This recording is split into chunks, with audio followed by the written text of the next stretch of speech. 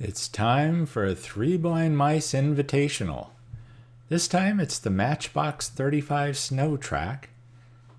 The one I have here is obviously missing the snow tracks. It's a pretty well battered little casting, but let's just say it's well worn. It's not really abused. It isn't bent up or anything like that.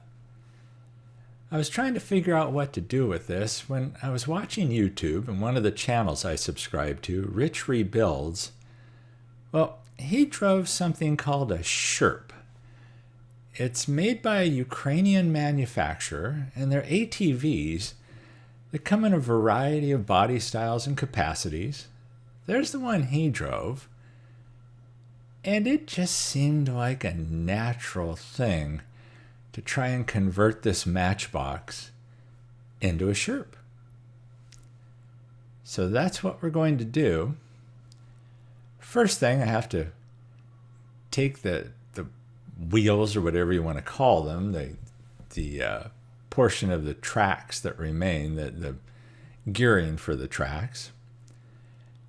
And then I had these wheels, and I wanted to get the Firestone off the side of them. I don't think the Ukrainian manufacturer uses Firestones. I could be wrong. But the dry erase marker, I was surprised, worked really well at taking tampos, in effect, off of the tires. I think I was more surprised than anything at how well that worked. And then it just becomes a matter of constructing the base of that Sherp.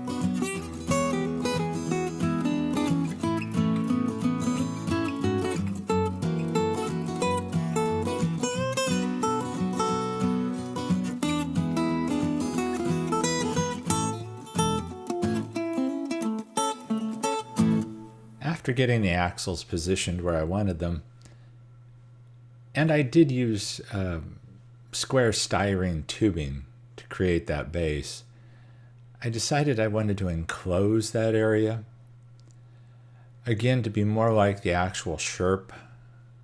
It's not like it's just jacked up high. It actually has a base to it. It uses the tires themselves to create the height. And interestingly, the tires are very low inflation, and it's not like the actual vehicle has like some high horsepower engine in it. It basically just uses the size of those tires to get over obstacles and go through obstacles. So once I had the styrene where I wanted it, and I used the Plastistruct glue to hold it in place. Then I found an excuse for the JB Weld. I had to find something.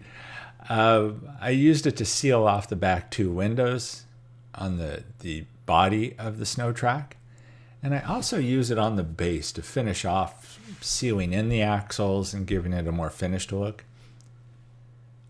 the reason for sealing off the back windows, if you don't recall from the earlier picture of the Sherp, the back half is closed off on the particular model that I'm trying to sort of duplicate. I'm not trying to create that exact vehicle.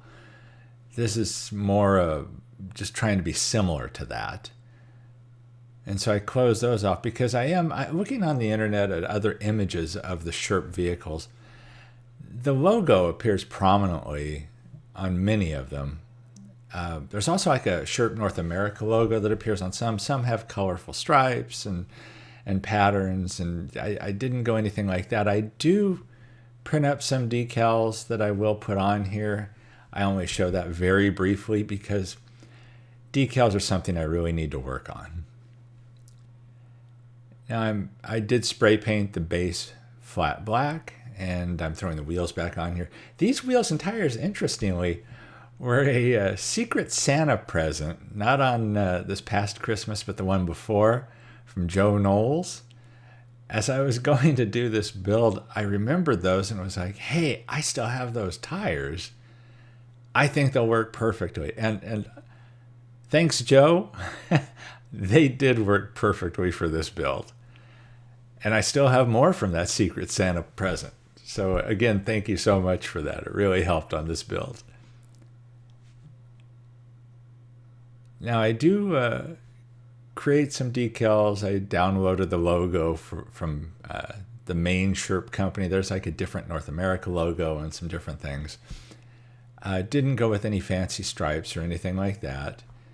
I do need to get some practice on my decal work, though. That's one of my goals for 2021 is to start doing more decals more often and get better at it. I had to clean up the windshield a little bit, but it was in very good shape. And yep, it's gauzy time. So, and to be honest with you, this really turned out well. I was just hoping it would turn out okay. And I don't know if it's because of the green color or what, but it looks sharp when it's done. But gotta say it. Here we go. Gauzy, gauzy, gauzy for those playing the drinking game.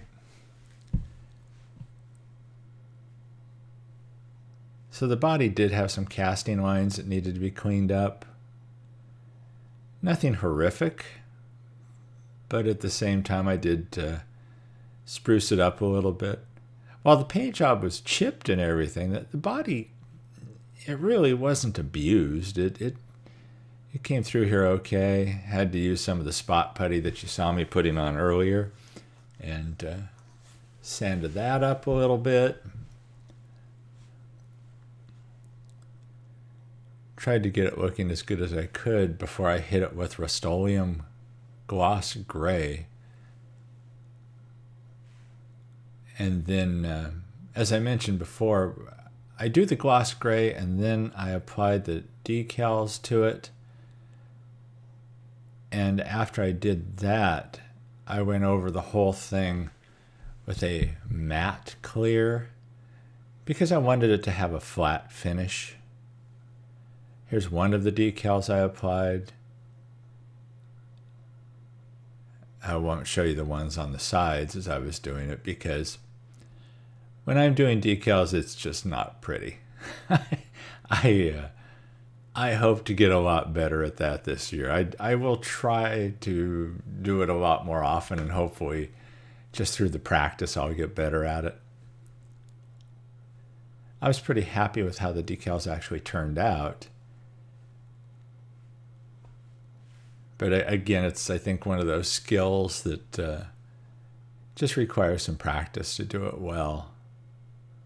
As far as printing them and designing them, I don't know if I'll ever get anywhere close to some of the people who do it amazingly well. But hopefully I can do it sufficiently well. Don't forget to subscribe to the Three Blind Mice channel.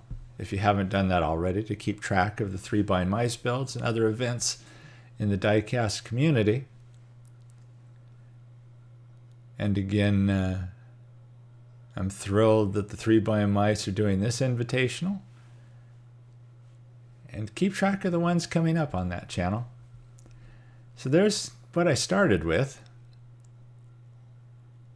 I thought about just doing a restoration. That's probably what a lot of the purists would have liked me to have done, but I don't know, I headed down a different path. I'm happy with the path. Some people might not be. But there's where we ended up. The Sherp ATV. I also did a little detailing on the back there, as you can see. So there you have it. I hope you like this build. It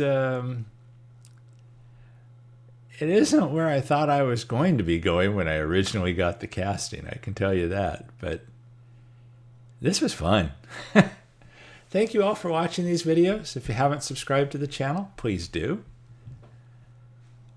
I really do appreciate all of you watching these videos, and special thanks to my Patreon supporters. And stay tuned for more. Catch you in the next one.